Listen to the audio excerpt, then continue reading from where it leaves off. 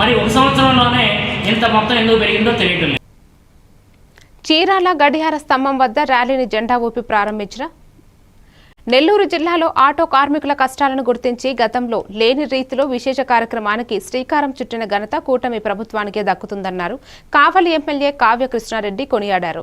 Auto డ్రైవర్ల సేవలో పథకం ప్రారంభ కార్యక్రమంలో భాగంగా హర్షం వ్యక్తం చేస్తూ ఆటో డ్రైవర్లను నిర్వహించిన ర్యాలీని ప్రారంభించి 6 కిలోమీటర్లు ఆటో నడుపుతూ ఆటో కార్మికుల బాధలను సమస్యలను అడిగి తెలుసుకున్నారు.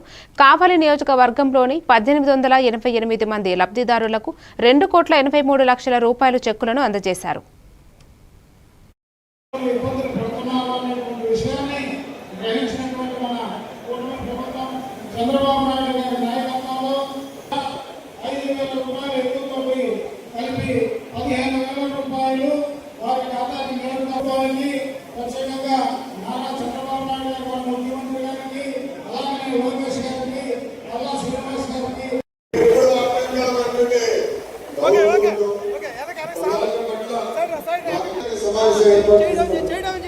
వాళ్ళు ఎదుర్కొంటున్న సమస్యలను తెలుసుకున్నాం.